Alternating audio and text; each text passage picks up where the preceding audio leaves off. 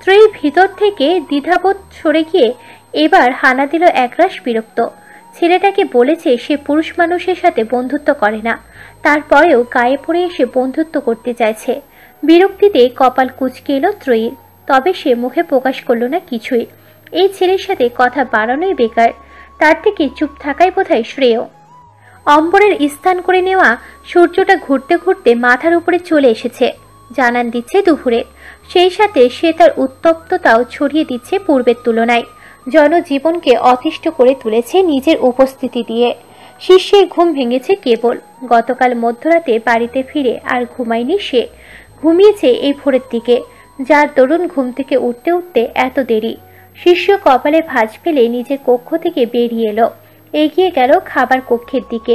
একটা চেয়ার টেনে ধপ করে বসে পড়ল তাতে, গলা উঁচিয়ে বলল, মা খাবার দাও। ফাহমিদা বেগম রান্নাঘরে রান্নার কাজ করছিলেন। ইতিমধ্যে অনেক খুঁজে খুঁজে একটি মেয়েকে নিজের সাহায্যের জন্য রেখেছেন তিনি। তাদেরই গ্রামের মেয়ে, 4-5টা ভাই বোন। অভাবের তাড়নায় বাবা মা ধরে ধরে এখানে ওখানে কাজে দিয়ে দিয়েছেন।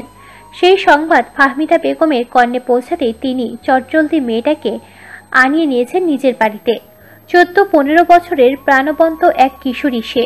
ছিপছিপে গড়নের হ্যাংলা পাতলা মেয়েটা, গায়ের রংটা একটু চাপা হলেও চেহারার আকৃতি আকর্ষণীয়, কণ্ঠে চঞ্চলতা। নাম তার নুরি। শিষ্যের কণ্ঠস্বর কর্ণকুহরে পৌঁছাতেই ফাহমিদা বেগম ব্যস্ত হয়ে উঠলেন। প্লেটে রুটি তরকারি সাজিয়ে ধরিয়ে দিলেন নুরির হাতে। নুরি কিছুটা অবাক হলো। নুরি আর দ্বিরুক্তি করল না, চুপচাপ শিষ্যকে খাবারটা দিয়ে চলে গেল সে। শিষ্য খাওয়া শুরু করতেই সদর দরজা থেকে বাড়িতে প্রবেশ করল ত্রয়ী, রিমা এবং রিমার বান্ধবী শিলা। ত্রয়ী বাড়িতে প্রবেশের পরপরই নিজের কক্ষে চলে গেলেও রিমা আর শিলা গেল না। তারা এগিয়ে এলো শিষ্যর দিকে। শিলা চোখ মুখ কিঞ্চিত লাজুক ভাব ফুটিয়ে তুলে শুধালো, আরে ভাইয়া, কেমন আছেন? ভালো। শিষ্যের থমথমে কণ্ঠের জবাব। সে একবার চোখ তুলে তাকালো না মেয়েটার দিকে, পাল্টা প্রশ্ন করে এটাও জিজ্ঞাসা করলো না, তুমি কেমন আছো? শিলা আশাহত হলো। শিষ্যকে প্রথম যেদিন কলেজে দেখেছিল সেদিন মন দিয়ে বসেছিল। অনেকটা শিষ্যের জন্যই তার রিমার সাথে বন্ধুত্ব করা, তারপর এই বাড়িতে আসা যাওয়া শুরু। কিন্তু এই লোক তো তাকে পাত্তাও দেয় না, কখনো তার দিকে তাকিয়েও দেখে না। শিলা তবুও একটু সময় নিয়ে দাঁড়িয়ে রইল, আশা করলো শিষ্যর দিক থেকে কোনো প্রশ্ন আসবে। কিন্তু তাকে নিরাশ করে শিষ্যটা কোনো শব্দ করল না। সে নিজের ভাবে খেয়ে যাচ্ছে, যেন তার আশেপাশে আর কোনো মানবের অস্তিত্ব নেই। এই পুরো কক্ষ জুড়ে সে শুধু একাই রয়েছে। ছোট্ট একটা নিঃশ্বাস ফেলল শিলা, ফের নিজে থেকে শুধালো, আপনারা নাকি কয়দিন পর আমাদের কলেজের মাঠে ক্রিকেট খেলবেন? প্রতি উত্তরে শিষ্য কিছু বলার পূর্বে ত্রয়ী কক্ষ থেকে ফ্রেশ হয়ে বেরিয়ে এলো। শিষ্যের পিছন থেকে রান্নাঘরের দিকে পা বাড়ালো সে। তৎক্ষণাৎ খাওয়া থেমে গেল শিষ্যের। ঘাড় বাঁকিয়ে তাকালো সে ত্রয়ীর দিকে। মেয়েটা রান্নাঘর অবধি যাওয়া পর্যন্ত ওভাবে চেয়ে রইল এক দৃষ্টিতে। অতঃপর ত্রয়ী রান্নাঘরে প্রবেশ করে তার দৃষ্টির আড়াল হতে গলা উঁচালো, কণ্ঠ বাড়িয়ে বলল, পানি দিয়ে যা, বালের বস্তা। পানির জগ গ্লাস দুটোই শিষ্যের সম্মুখে টেবিলে ছিল। সে পানি চাইতে শিলা ব্যস্ত হয়ে উঠল। তাড়াহুড়ো করে জগ থেকে গ্লাসে পানি ঢেলে এগিয়ে দিল শিষ্যর দিকে। নিচু কণ্ঠে বলল, এই নিন আপনার পানি। ত্রয়ী রান্নাঘর থেকে উকি দিল। শিলাকে পানি এগিয়ে দিতে দেখে আর ওদিকে গেল না সে। শিষ্য বিরক্ত হলো বেচায়, এই মেয়েকে সে পানি দিতে বলেছে, সব সময় পাকনামি। শিষ্য কপাল কুঁচকালো, বিড়বিড়িয়ে বলল। শিষ্য আর পানিটা খেলো না, মনের মধ্যে একরাশ বিরক্ত নিয়ে খাওয়া মনোনিবেশ করল। ত্রয়ী এগিয়ে গেল ফাহমিদা বেগমের দিকে। ওষ্ঠে আলতো হাসি রেখা ফুটিয়ে বলল, আন্টি, আমাকেও কিছু কাজ দিন, আমিও করি। বিনিময়ে ফাহমিদা বেগম ওষ্ঠ প্রসারিত করলেন, মাথা তুলিয়ে বললেন, তোমাকে কিছু করতে হবে না মা, তুমি বরং গিয়ে গোসল সেরে বিশ্রাম নাও। ওই একটু কলেজে যাই, তারপর তো সারাদিন বিশ্রাম নিয়েই কাটাই আন্টি। এত বিশ্রাম নিতে নিতেও আর ভালো লাগে না। তার থেকে বরং আপনি আমাকে কোনো কাজ দিন, আমারও একটু সময় কাটুক আর আপনারও সাহায্য হোক। ফাহমিদা বেগম মিষ্টি হাসলেন এবার। একটা কফির মগ ত্রয়ীর দিকে এগিয়ে দিয়ে বললেন, আচ্ছা, এত কাজ যখন করছো তখন তোমাকে একটা কাজ দিচ্ছি, তুমি এটা শিষ্যকে দিয়ে এসো। ত্রয়ী হতাশ হলো। কাজ দিতে বলেছে বলে ফাহমিদা বেগম তাকে এই কাজ দেবেন? যে লোকটার থেকে সে দূরে দূরে থাকতে চাইছে, যার চোখের সম্মুখে যেতে চাইছে না, এরা সবাই মিলে তাকে তার সম্মুখে পাঠাতেই তৎপর। কপাল, সব কপাল। তপ্ত নিঃশ্বাস ফেল ত্রয়ী। ফাহমিদা বেগমের হাত থেকে কফির মগটা নিয়ে এলো খাবার কক্ষে। এতক্ষণে রিমা আর শিলাও ভিতরের দিকে চলে গেছে।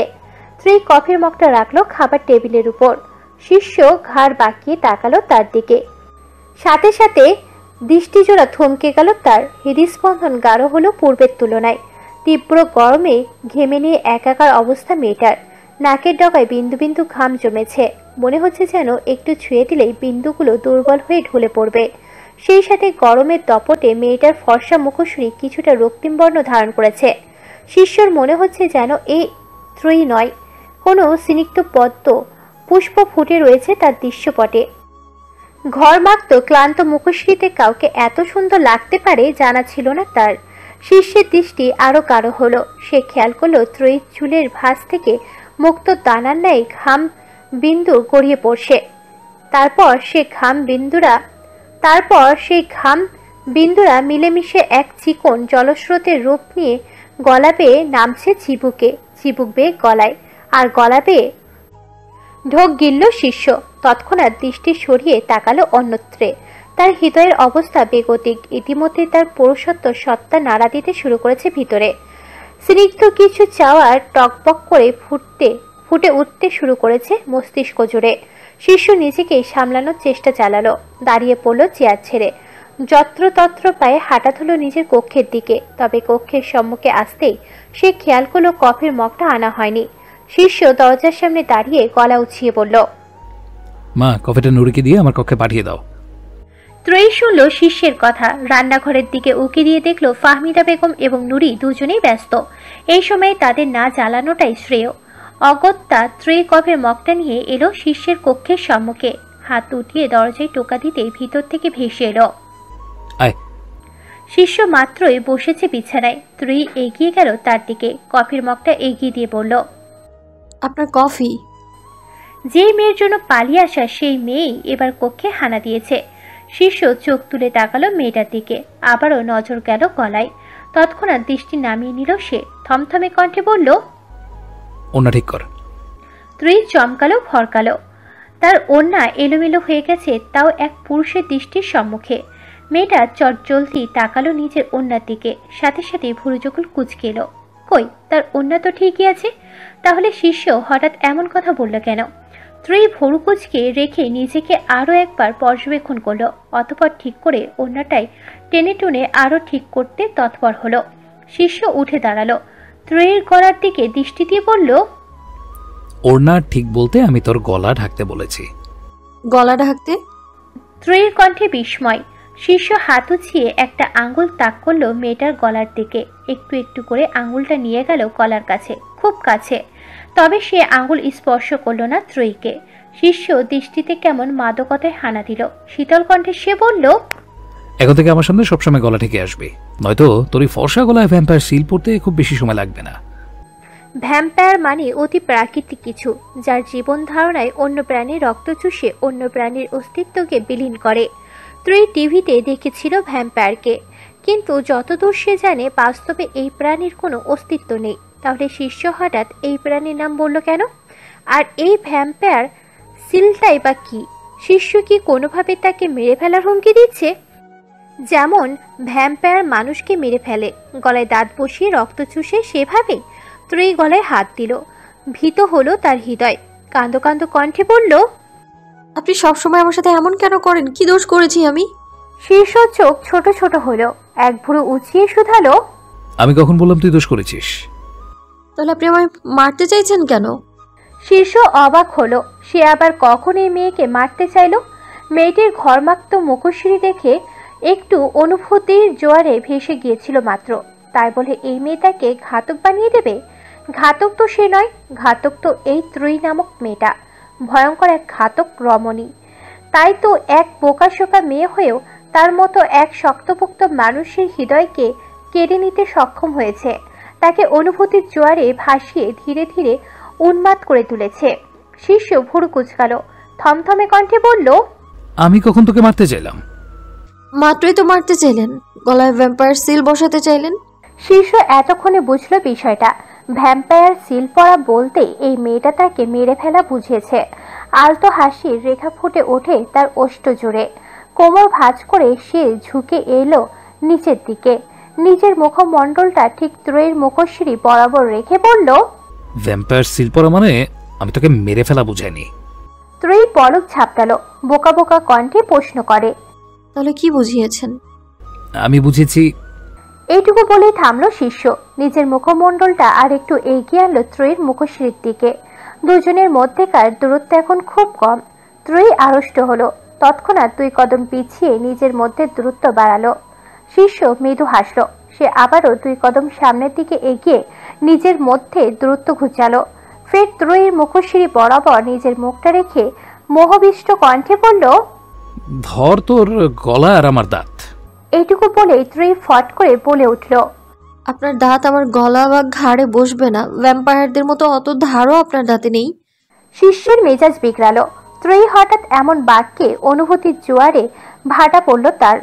কতটা অনুভূতি নিয়ে মোহাবিষ্ট হয়ে সে কথাটা বলতে গিয়েছিল, আর এই মেয়ে কিনা বলে বসলো তার দাঁতে ধার নেই। শিষ্য ভেবে পায় না এমন একটা বোকা মেয়ের প্রেমে সে কিভাবে পড়ল। এই মেয়ের মধ্যে তো কোনটা হুমকি মিশ্রিত বাক্য, কোনটা ভালো বাক্য, আর কোনটা প্রেম মিশ্রিত বাক্য তাই বোঝার ক্ষমতা নেই।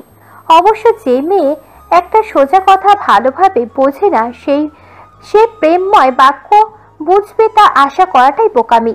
সাধারণ দৃষ্টিতে তাকালেও আড়ষ্ট হয়ে পড়ে এই মেয়ে। শিষ্য দাঁতের দাঁত পিষে সোজা হয়ে দাঁড়ালো, কটমট করে শুধালো, আমার কামড় খেয়ে দেখেছিস কখনো? তাহলে বুঝলি কিভাবে আমার দাঁতে ধার আছে কি নেই? ত্রয়ী ততটা ভাবলো না, হুট করে উত্তর দিল, কামড় খেতে হবে কেন? দেখেই তো বোঝা যায় আপনার দাঁতে ধার নেই যে। আপনার দাঁত তো ভোঁতা। এটুকু বলেই থেমে গেল ত্রয়ী। কি বলতে সে কি বলে ফেলেছে মস্তিষ্কে নাড়া দিল হঠাৎ। ভীত হয়ে পড়ল হৃদয়। সন্ত্রস্ত নয়নে তাকালো শিষ্যর দিকে। শিষ্যের চোখ মুখ ইতিমধ্যে শক্ত হয়ে উঠেছে। চোখ দুটো কেমন রক্তবর্ণ ধারণ করেছে। ত্রয়ী ফাঁকা ঢোক গিলল। আমতামতা করে কিছু বলবে তার পূর্বেই শিষ্য কণ্ঠে ধ্বনি তুলল, হুঙ্কার ছেড়ে বলল, আমার চোখের সামনে থেকে দূর হ গাধি, তোর মুখটা দেখলে আমার রাগ উঠছে। শিষ্যের হুঙ্কারে ঈষৎ কেঁপে উঠল ত্রয়ীর কায়া। সে আর ওই স্থানে দাঁড়িয়ে থাকার সাহস পেল না। কোনো মতে হাতের কফির মগটা কক্ষের অবস্থানের টেবিলে রেখে যত্রতত্র পায়ে বেরিয়ে এলো বাহিরে। ত্রয়ীকে শিষ্যের কক্ষ থেকে বেরিয়ে আসতে দেখে ভুরু কুচকালো শিলা। সে দাঁড়িয়েছিল রিমার কক্ষের দরজায়। শিষ্যের 2 কক্ষ আগে রিমার কক্ষের অবস্থান। শিষ্য তখন গলা উঁচিয়ে নুরিকে কফি নিয়ে আসার কথা বলায় কিছুক্ষণ পরই এসে এখানে দাঁড়িয়েছিল সে। আশা ছিল নুরি এখান থেকে কফি নিয়ে যাওয়ার সময় তার হাত থেকে কফিটা রেখে দেবে, তারপর সেই শিষ্যর কক্ষে যাবে কফি নিয়ে। এই সুযোগে শিষ্যের সাথে একটু কথাও বলা হবে, আর তার কাছাকাছি যাওয়ার প্রয়াসও চালানো যাবে।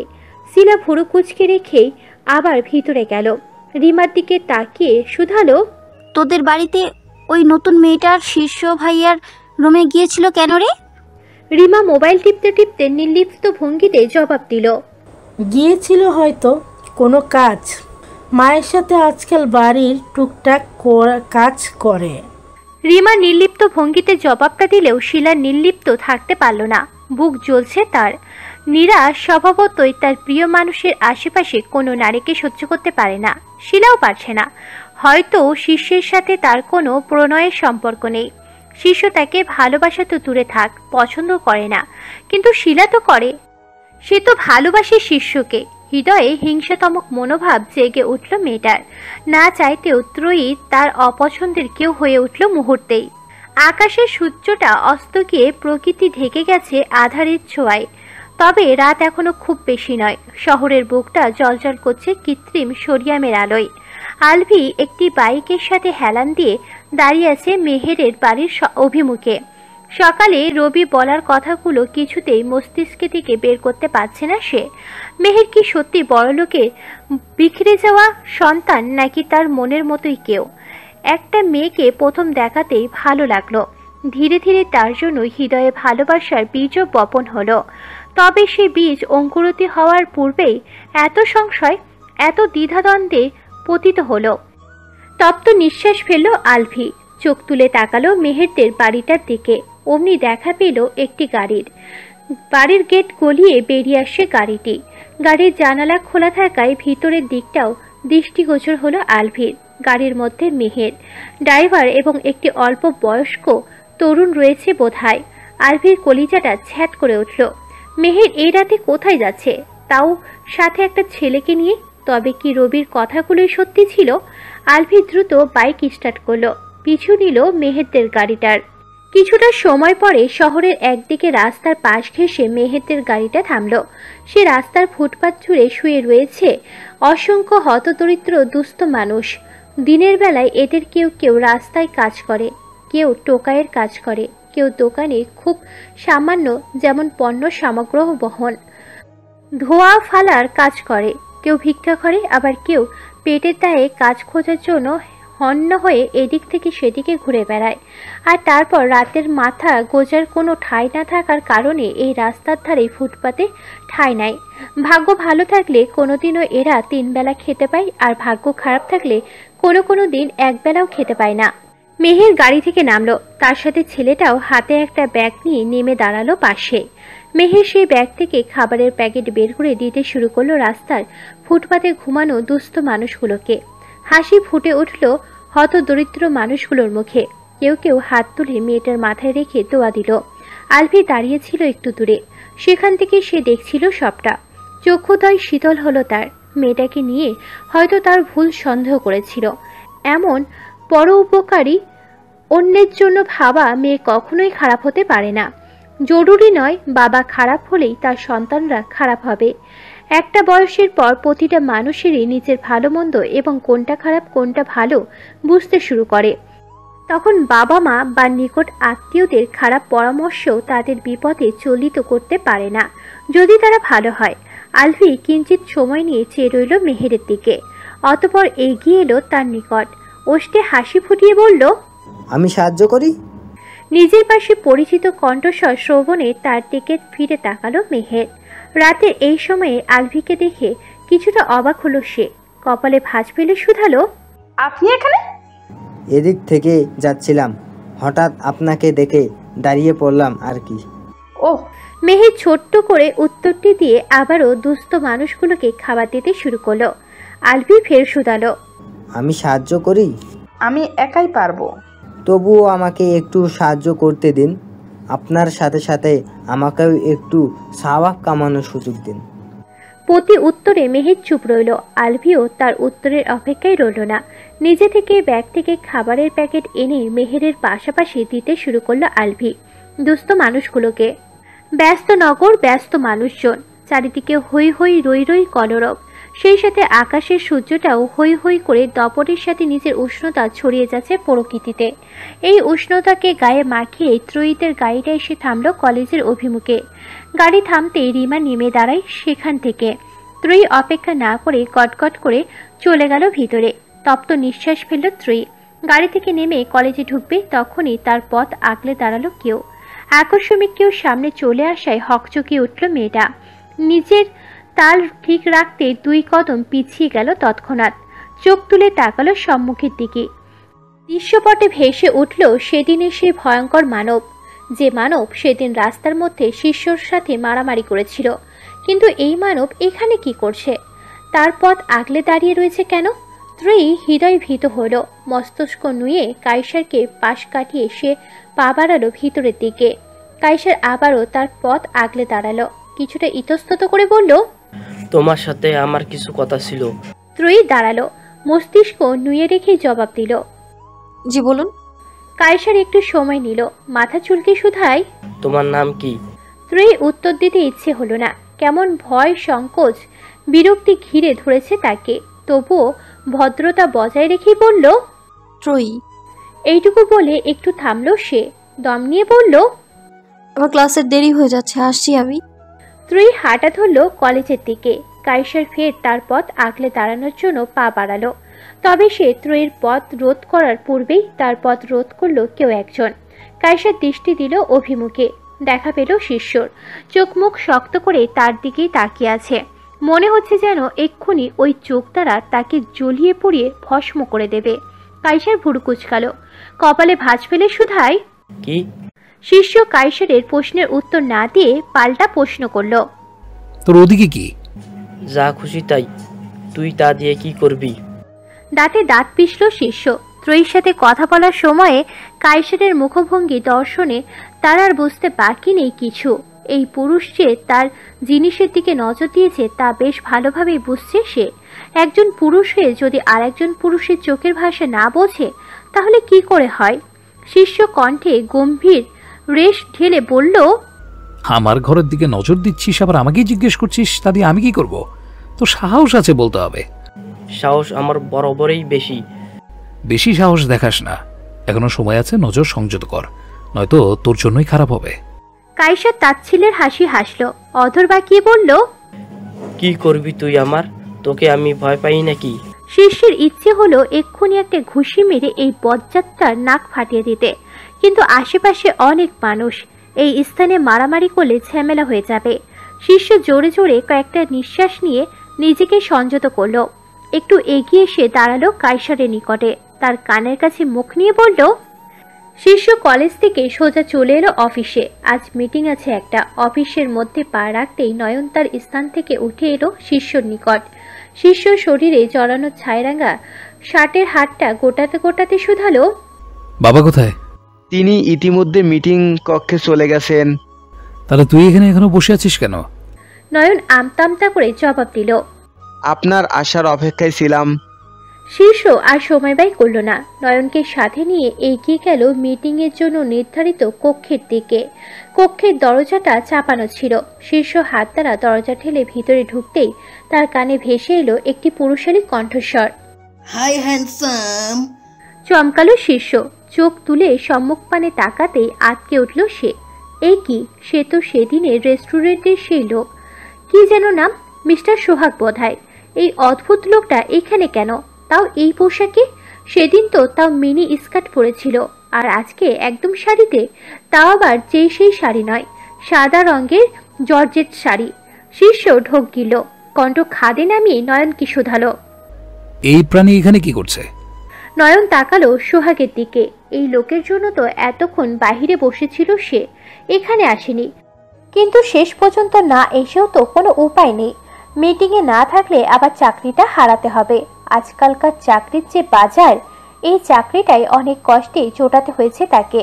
নয়ন কণ্ঠ খাদে নামালো, শিষ্যর নাই একইভাবে জবাব দিল, আজ মিটিংটা তো এর সাথেই স্যার। আমাকে আগে বলিসনি কেন? নয়ন ভেজকি কাটলো, মনে মনে বলল, হ্যাঁ, তারপর সেদিনের রেস্টুরেন্টের ন্যায় আমাকে এই বান্দার হাতে একা ফেলে আপনি চটপট দেন আর কি। তা তো আর হবে না, মরলেও একসাথে মরবো আর বাঁচলেও একসাথে বাঁচবো। শিষ্য ভুরু কুচকালো, চিবিয়ে চিবিয়ে বলল, কি হলো, কথা বলছিস না কেন? নয়ন হুট করে আমতামতা করে বলল, আমিও জানতাম না স্যার, একটু আগেই জেনেছি। একটু আগে জেনেছিস মানে কি? তোর কাছে আগে? কথাটা সম্পূর্ণ করতে পারল না শিষ্য, তার পূর্বেই ডাক পড়ল তার। আব্দুর রহমান খান থমথমে কণ্ঠে বললেন, ওখানে দাঁড়িয়ে না থেকে এসে বসো, এমনি দেরি করে এসেছো তোমরা। শিষ্য একবার তীক্ষ্ণ দৃষ্টিতে তাকালো নয়নের দিকে, অতঃপর গিয়ে বসলো বাবার পাশে। নয়নও এগিয়ে গেল, বসলো শিষ্যর পাশ ঘেঁষে। কিছুটা সময় নিয়ে মিটিং শেষ হলো। আব্দুর রহমান খান উঠে চলে গেলেন সবার প্রথমে। শিষ্য আর নয়নও চলে যাবে ঠিক তখনই সোহাগ এসে দাঁড়ালো তাদের পথ রোধ করে। শিষ্যর দিকে দৃষ্টি দিয়ে শুধালো, কেমন আছো তুমি? জোরপূর্বক হাসলো শিষ্য, চিবিয়ে চিবিয়ে জবাব দিল, আলহামদুলিল্লাহ ভালো, আপনি? সোহাগ হাত নাড়ালো, মেয়েলি ভঙ্গিমায় বলল, ও আমাকে আপনি বলছো কেন? আমাকে তো তুমি করেই বলতে পারো। আচ্ছা, কিন্তু আমার এখন যেতে হবে, জরুরি একটা কাজ আছে, আপনার সাথে পরে কথা বলবো। সোহাগ কপালে ভাঁজ ফেলল, কপট রাগ দেখিয়ে বলল, এই আবার আপনি? ওই তো একটু ভুল হয়ে গেছে, যাই হোক এখন আসি আমি। শিষ্য তাড়াহুড়ো করলো, হন্তদন্ত পায়ে বেরোলো সামনের দিকে। সোহাগ ফের তার পথ আগলে দাঁড়ালো, লাজুক চোখে মুখে শুধালো, সে না হয়ে যাবে, তার আগে বলে যাও আমাকে আজ কেমন লাগছে। শীর্ষ চোখ ঘুরে তাকালো সোহাগের পা থেকে মাথা অবধি। কেমন বিরক্ত লাগলো তার। গালে দাড়ি অথচ পরনের শাড়ি। একজন পুরুষ হয়ে যদি নারীদের ন্যায় এভাবে শাড়ি পরে, আবার সাজসজ্জাও নারীদের মতো। বিরক্তিতে কপাল কুঁচকালো শীর্ষ।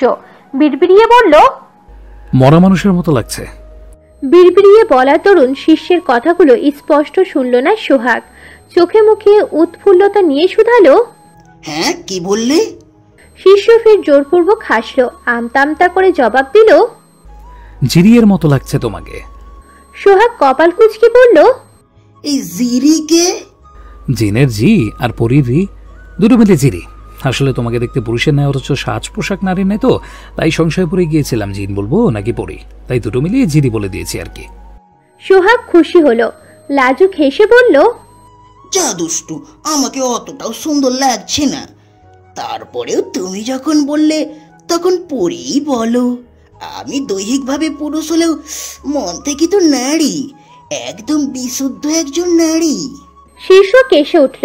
এই বান্দা বিশুদ্ধ নারী হলে তার মা, চাচি, দাদি, বোন কিংবা অন্য নারীরা কি, তারা কি অশুদ্ধ নারী? তবে মুখ ফুটে এইসবের কিছু বলল না সে। এর সাথে কথা বাড়ালে কথা বাড়বে। শীর্ষের এই মুহূর্তে এর সাথে কথা বাড়াতে ইচ্ছে হলো না। তাছাড়া মিস্টার সোহাগের সাথে তাদের ডিলটাও জরুরি। সোহাগ এমনি যেমনই হোক না কেন কাজের ক্ষেত্রে বেশ পরিশ্রমী। পরে এর সাথে কথা বাড়াতে বাড়াতে কখন কি বলে ফেলবে, এরপর দেখা যাবে ডিল ক্যান্সেল। এমনি শীর্ষের মুখের উপর তার নিজের কোনো নিয়ন্ত্রণ নেই। যখন যা খুশি মুখ থেকে বেরিয়ে আসে। শীর্ষ নয়নের কাঁধে হাত রাখলো। মেঘি হেসে সোহাগকে বলল, নয়ন আছে তো, ওর সাথে কথা বলো, আমার জরুরি কাজ আছে একটা, আমি এখন আসি। হ্যাঁ। কথাটা কোনো রকম শেষ করে আর এক দণ্ডও দাঁড়ালো না শীর্ষ। লম্বা লম্বা পা ফেলে বেরিয়ে গেল মিটিংয়ের কক্ষ ছেড়ে। নয়ন অসহায় দৃষ্টিতে তাকিয়ে রইল তার গমন পথের দিকে। লোকটা আবার তাকে ফাঁসিয়ে চলে গেল। কি হতো এই সোহাগের হাত থেকে বাঁচিয়ে নিজের সাথে নিয়ে গেলে? তা তো নেবে না। নয়ন দাঁত পিষল। বিড়বিড়িয়ে বলল, শয়তান বড়লোক।